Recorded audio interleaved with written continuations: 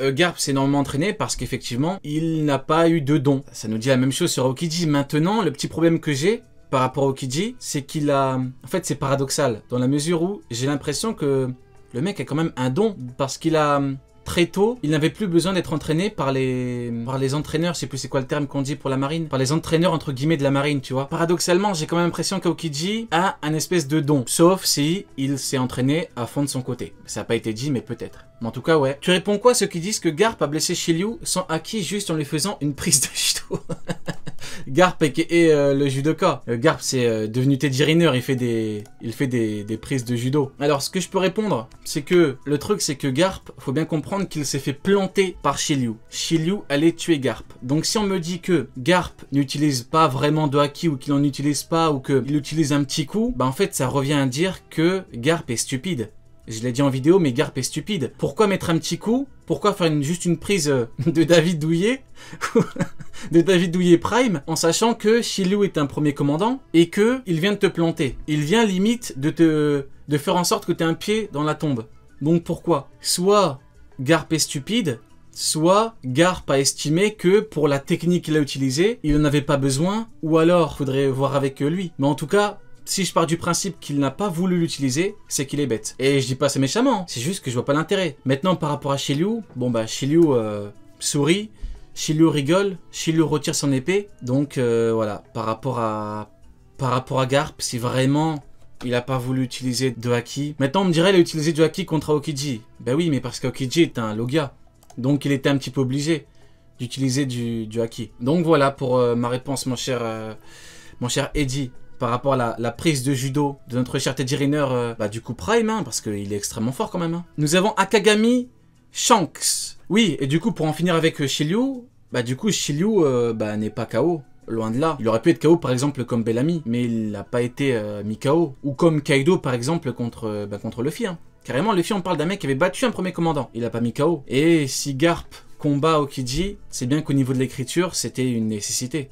Il n'y a pas d'histoire entre Shiryu et Garp, hein. J'en ai déjà parlé, mais Shiryu n'estime pas Garp, Garp n'estime pas Shiryu. Les deux n'ont aucun intérêt l'un pour l'autre. Shiryu a juste fait son devoir, entre guillemets, de commandant. Comme j'ai dit, il a pris ses responsabilités, hein. Il l'a planté bien fort, et maintenant Garp se retrouve dans la merde. Donc voilà pour ma réponse. Maintenant, je sais pas si vous avez lu un petit peu la trad de Manga Plus, mais quand Shiryu plante Garp, écoutez bien, c'est important, on nous dit bien, il a réussi à transpercer le corps en acier de Garp. Le corps en acier de Garp, c'est-à-dire que Garp, elle est censée se protéger avec son HDA, corps d'acier, corps extrêmement résistant. Pourtant, Shiryu a pu le planter. Ça pose des questions par rapport au haki de Shiryu, par rapport au haki de Garp. Il a pu transpercer le corps en acier de Garp. Donc comment on fait? Garp n'a pas une très bonne résistance, ou alors Shiryu a un très bon haki. Pourquoi Garp n'arrive pas à mettre KO Shiryu? Ça, c'est aussi une bonne question qu'on pourrait se poser maintenant, bien évidemment. Comme j'en ai déjà parlé, Shiryu pour Garp, ce serait extrêmement bien. Maintenant, le problème c'est que Shiryu, il a une histoire derrière. Vous voyez, Shiryu, l'auteur en a besoin pour après. Mais bon, on a un exemple parfait avec Big Mom par exemple, quand Queen l'a mis KO. Il a quand même, l'a mis KO, du coup Big Mom a quand même encore été utile après et l'a mis en galère Kidelo. Donc ça dépend de plusieurs paramètres. Akagami Shanks qui dit, penses-tu qu'il y a une grande différence entre Shanks et Barbe Blanche Prime? Aïe aïe aïe, Barbe Blanche Prime contre Shanks. En me basant sur les éléments que j'ai actuellement, Shanks, c'est Barbe Blanche vieux, c'est un niveau Yonko maintenant. Barbe Blanche vieux, maladie, hein. Donc déjà maladie, ensuite il s'est débranché, il a débranché les respirateurs artificiels, donc il a encore été affaibli. Puis Squardo l'a planté, donc encore plus affaibli, mais quoi qu'il arrive, la prestation est phénoménale pour Barbe Blanche. Donc Shanks est un Yonko. Maintenant il a fumé Kid et Killer, très bonne presta. Maintenant il a fait comme Kaido, un peu mieux, parce qu'il a battu Killer en plus. Maintenant Barbe Blanche Prime, là où pour moi Barbe Blanche Prime est un malade mental, c'est que c'était le seul qui pouvait rivaliser avec Roger Malade. Donc on n'avait qu'un. Il n'y avait pas qu'un niveau Yonko à l'époque, il y en avait plusieurs et pourtant il n'y avait que Barbe Blanche qui pouvait rivaliser avec lui. Donc il avait encore un niveau supérieur. Maintenant Shanks a-t-il atteint ce niveau? Peut-il avoir atteint ce niveau-là? En vrai, pourquoi pas? Maintenant, au niveau des éléments que j'ai, je peux pas bien me prononcer. Quand on nous dit qu'il avait le niveau de Barbe Blanche, c'était pré-ellipse. A-t-il encore évolué après? Peut-être. On n'est pas dans l'improbable, tu vois ce que je veux dire? Voilà pour ma réponse. Peut-être. Shanks, Big Boss du monde, hein. Oda a parlé, hein. Oda a dit Big Boss du monde. Ça veut dire ce que ça veut dire. Du coup, mon cher Crimi9, Si on compare la prestation à... Tu sais comment me parler, Criminef. Si on compare la presta de Barbe Blanche Marineford à Garp, comment peuvent-ils dire qu'il a un niveau Yonko ou l'égal de Roger? C'est totalement vrai. C'est totalement vrai, mon ami. Garp, c'est manger un coup d'épée. Garp, c'est manger une patate. Il est à terre, il se tient le crâne, il se tient le ventre. Barbe Blanche, j'en ai parlé, mais Barbe Blanche, c'est littéralement pris toute la marine. Tout le monde l'a attaqué. À la fin, un équipage entier l'attaque, dont Shiryu. Il y avait Shiryu dedans. Shiryu l'attaquait avec tout un équipage. La Garp, un coup d'épée, compliqué. Hein. Donc, on voit bien, c'est pas pareil. La comparaison n'a strictement... Ça n'a pas lieu d'être. Hein. Je pense que tout le monde sera d'accord avec moi. Comparer Barbe Blanche à Garp sur la ruche, c'est compliqué. C'est extrêmement compliqué. On peut pas... En vrai de vrai, on peut aimer Garp. On peut l'apprécier énormément. Mais si on est honnête, 2 minutes, ça n'a rien à voir. Donc, faudrait le comparer à quelqu'un d'autre. Compliqué. Non, maintenant, par rapport à Roger, on avait déjà la preuve. Hein. Seule Barbe Blanche Prime pouvait rivaliser avec Roger, malade. Il n'y a pas de seule Barbe Blanche et Garp. Garp n'a jamais existé dans la discussion. Vous voyez ce que je veux dire? Il n'a jamais été là. Seule Barbe Blanche. Donc Garp a combattu Roger, au vu des éléments qu'on a à l'époque, mais encore à l'époque. Mais si Garp ne peut pas rivaliser avec le Roger malade, qu'en est-il du Roger Prime? Qu'en est-il de ce Roger-là? Bah, compliqué, hein. On va pas me dire que l'équivalent de Roger de cet âge-là est autant mis en galère, hein. Ce serait compliqué, hein. Goldie Roger, phase terminale, malade, il en peut plus. Vous avez vu son Haki des Rois? Avez-vous vu le Haki des Rois de Roger en phase terminale? Si le Roger en phase terminale combat Barbe Blanche Prime, mais imaginez ce qu'il fait au mec de la ruche. Quelqu'un me demande de parler de Vasco Shot. Eh ben, profitons-en. Parlons-en de notre cher Vasco Shot. Au niveau de la trad officielle, Vasco Shot est un peu plus vulgaire. Il dit « héros de la légende, mes fesses ». Donc, rappelez-vous, il y a quelques temps, j'avais dit que à haut niveau, c'est triste, hein, mais les gens n'estiment pas réellement Garp. Vous voyez, Rayleigh vieux, les gens l'estiment. On a vu Barbe Noire, on a vu Kizaru qui dit « il me faut un plan ». Les gens l'estiment. Les Yonko sont énormément estimés. Et si tu les estimes pas, bon, tu te prends un coup et puis c'est fini pour toi. Là, malheureusement, c'est pas qu'une question de puissance, mais le problème c'est que qui estime réellement Garp? Vasco Shot s'en tape de lui. Les commandants s'en tapent de lui. Qui est vraiment impressionné? Vous voyez Barbe Noire sur Marineford? Vous voyez comment il était devant Garp et Sengoku? Je vais vous couler. Vous êtes foutus. Il a vu Rayleigh vieux. Avez-vous vu ses réactions, les mecs? Il a vu Rayleigh vieux. Et beaucoup me diront, oui, mais c'est bizarre, pourquoi il réagit comme ça devant Rayleigh vieux? Parce que Rayleigh vieux, c'est un mec extrêmement fort, extrêmement estimé par beaucoup, alors que malheureusement, Garp, c'est pas le cas. Il y a que des randoms qui sont choqués par Garp, et là, ce sont les faits. Là, je donne même pas mon avis, ce sont les faits. Vous avez vu Vasco Shot, comment il lui parle? Héros de la légende, mes fesses. Vous voyez comment il lui parle? C'est grave quand même. Je me permets de donner mon avis. C'est extrêmement grave. Héros de la légende, mes fesses. Et après, il lui crache dessus. Avec du feu. Donc bon, c'est la légende parle pour lui, mais pas beaucoup de gens... Voilà, c'est compliqué. Garp estime Rayleigh, c'est un fait. On ne peut pas gérer Barbe Blanche et Rayleigh en même temps. Garp estime les Yonko, comment il en parle, etc. Mais tout le monde par rapport à Garp, c'est compliqué. Et il n'y a même pas que lui, hein, même Sengoku. Hein. Vous avez vu Shiryu, comment il a parlé à Sengoku? Quand il a dit « Qu'est-ce que t'as fait de Magellan ?» Il a dit « Va lui demander. » J'ai pas que ça à faire de te répondre. Voilà pour Vasco Shot, pour celui qui voulait que je parle de Vasco Shot. Il ne l'estime pas beaucoup, il se permet de lui cracher dessus. Maintenant, on va quand même dire les termes. J'ai envie de poser une question. A-t-il tort? La légende de Garp, c'est Rox, mais le côté Roger, équipage de Roger, il a un petit peu été effacé, vous voyez ce que je veux dire? Donc sa légende vient surtout d'une association avec des pirates. C'est compliqué. A-t-il arrêté Roger? Non. Il n'a pas arrêté Roger. Roger s'est rendu. Donc j'ai pas envie de l'allumer. Hein. Mais là je pose des questions et je tente d'y répondre en même temps. Et quand j'y réponds, c'est problématique. Carré Magma qui me demande une populaire opinion. Yamato supérieur à Zoro et Sanji. Bon, j'imagine que tu parles au niveau individuel. Pour Yamato, bon, Yamato, personnage compliqué. De par le rôle que Yamato a dans l'arc. Hein. Enfant de Kaido. Et surtout, personnage qui devait retenir Kaido le temps que Luffy vienne. Maintenant, est-ce que Zoro peut gagner? Bah oui. Est-ce que Sanji peut gagner? Oui. Yamato a-t-elle un niveau supérieur? Non. Mon avis, hein, clairement sur Yamato, c'est que, vu le rôle de Yamato, c'était entre guillemets l'héroïne, un moment, et ben, elle a une aura particulière. Tu vois ce que je veux dire? Comme Garp. Exactement comme Garp. le héros, il vient, il a une aura particulière. Là, vous voyez, le coup de Shiryu quand il plante Garp, je vois ça un petit peu comme le coup de King contre Marco. Vous voyez, King, quand il découpe l'aile de Marco.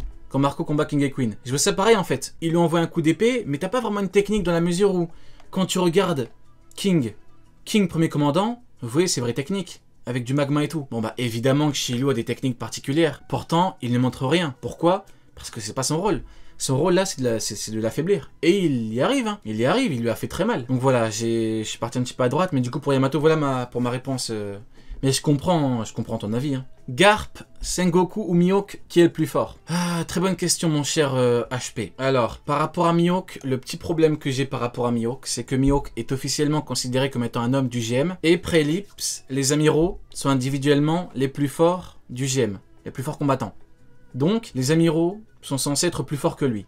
C'est les éléments qu'on a dans l'œuvre. Maintenant, on a eu de nouveaux amiraux. Ryukugyo, Fujitora. Sont-ils un peu inférieurs aux autres? Sont-ils largement inférieurs? C'est compliqué. Donc, au niveau des éléments qu'on a dans l'œuvre, les 3 amiraux de l'époque sont au-dessus. Ça, c'est pas moi qui le dis, hein, c'est dans l'œuvre. Je n'invente rien. Au bout d'un moment, je parle pas de ce qu'il a fait, je parle pas de palmarès, je ne parle de rien de tout ça. Je parle juste des éléments que j'ai dans l'œuvre. Maintenant, peut-il être plus fort que Fujitora Aramaki? Pourquoi pas? Le problème, c'est que le pauvre Mihawk, il peut être un peu au-dessus, mais il peut être bien en dessous. Vous voyez ce que je veux dire? Maintenant, Garp, au vu des éléments que j'ai, Garp contre Mihawk, bah pour l'instant je mets Garp au-dessus. Pourquoi? Parce que là on parle du Garp vieux, mais avant le Garp vieux il y a un Garp Prime. Donc le Garp Prime je le mets au-dessus. Maintenant, actuellement, Pengoku n'est plus vraiment considéré comme un vrai combattant, tu vois ce que je veux dire? Parce que Pengoku, il y a une question de volonté dans OP, quand tu perds ta volonté, quand tu perds ta raison de vivre, tu peux être KO au niveau du combat, t'as plus envie de combattre, tu vaux plus grand chose. Mais pour Pengoku, j'imagine qu'il est encore combattant. Si tu viens que tu lui craches dessus, si Vasco Shot lui crache dessus, il va combattre, mais il est moins... Mais lui, il a bien baissé, comparé à Garp, qui a toujours la volonté de continuer. Voilà, j'imagine que Mihawk, bon bah il est au-dessus de Pengoku. Hein. Maintenant, pour Garp, bonne chance pour le battre. Hein. Bonne chance. Mon cher Amin, c'est 4. J'espère que je le prononce bien. Kuzan a fait une meilleure presta que Shiryu. Est-ce que Kuzan a fait une meilleure presta que Shiryu? Déjà, bon, question intéressante, hein, parce que là, on est typiquement dans de la presta. Hein. Tu utilises bien le terme. Le problème, c'est que qui a réellement pu blesser le corps d'acier de Garp? Je pourrais vous dire qu'il a fait une meilleure presta, mais le problème, c'est que qui a vraiment fait extrêmement mal à Garp? C'est Shiryu. Alors bien évidemment, on me dira oui, mais il a utilisé une stratégie. Alors oui, il a utilisé une stratégie. Tout comme Aokiji, on a utilisé une contre Jose, tout comme Kizaru contre Marco. Oui, il y a des stratégies, mais ça veut pas dire que t'es bien plus faible. Vous voyez ce que je veux dire? Donc, fait-il une meilleure presta que Shiryu? Visuellement, je dirais peut-être. Visuellement, je dirais peut-être. Le truc, c'est que on me dit oui, mais quand Garp a fait ça à Shiryu, transpire et saigne. Et oui, mais Garp a fait un blue hole à Aokiji. Et Aokiji a mis du temps avant de revenir. Donc faut pas comparer Aokiji quand il revient à Shiryu quand il vient de se manger le coup. C'est comme Kaido chapitre 1000 quand il se mange le coup, vous voyez sa tête hein. Et après, la tête est différente. C'est vrai qu'il a mis du temps avant de revenir. L'élève contre le sensei. Donc là, il faut que ce soit Aokiji. D'ailleurs, il a même combattu au point, donc dans l'élément de Garp. Pourquoi? Parce qu'il y a toute une symbolique derrière. Il y a tout, il l'a entraîné, il le combat. Aokiji est pour l'instant devenu un vrai pirate, c'est compliqué. Hein. Il y a même un flashback carrément, Oda te donne un flashback avec les cuirassés. Alors que Shiryu combat à l'épée. Shiryu qui combat contre Garp, c'est même pas intéressant visuellement, il a une épée. Penses-tu que Luffy va exterminer la marine sur Egghead? Ah, très bonne question. Le problème de Egghead, c'est que il y a Saturne qui peut contrôler les séraphins. Et s'il arrive avec tous les séraphins, avec son navire, compliqué. Maintenant, Luffy a du Haki des Rois. Et le Haki des Rois de Luffy est extrêmement bon, extrêmement puissant, extrêmement évolué, très entraîné, très efficace. Donc, il peut coucher les mecs sur le navire. Kizaru contre Luffy, bon, un mec qui a besoin d'un plan pour battre Rayleigh vieux, reste à voir ce que l'auteur veut raconter. Du coup, petite question pour vous. Pensez-vous que les 3 futurs amiraux sont Hermep, Prince Grus et Kobe? Dites-moi un petit peu, petite question, que pensez-vous de ça? Avec, vu qu'il est un peu plus âgé, Smoker en amiral en chef. Plus tard, hein, bien évidemment, pas maintenant. Pourquoi pas en vrai, ben, c'est la relève. Tokikake, j'avais oublié Tokikake. Je l'avais oublié. Tokikake et Dion. Tellement que les anglophones m'ont rendu fou avec les Tokikake et Dion niveau Marco. Je les prends plus au sérieux les deux là. Je vous jure, Tokikake et Dion, je les prends plus au sérieux. Je ne les calcule même plus. Tellement que pour moi, c'est... Tellement que pour moi, c'est Osef. Mais du coup, en termes de relève, pourquoi pas hein. En termes de relève, on peut très bien avoir Hermep, Prince Grus et Kobe. Parce que Prince Grus dit un truc intéressant. Il dit, est-ce que moi aussi je suis la relève, Garp? On imagine bien que l'auteur nous dit un petit peu que oui, c'est la relève avec Hermep. Je vois Kobe comme étant Garp, normal, et je vois Hermep comme étant Pengoku. Vous voyez? Vraiment les deux acolytes, le duo, Hermep, Pengoku. Je les vois trop comme je serais la relève, Rio. Ah, tu veux être ma relève, Rin? Ça va être compliqué, hein. C'est très très compliqué, mon cher Rin. Tu vas devoir entendre à longueur de journée des Tokikake se pranking. Il y a de quoi devenir fou, mon ami.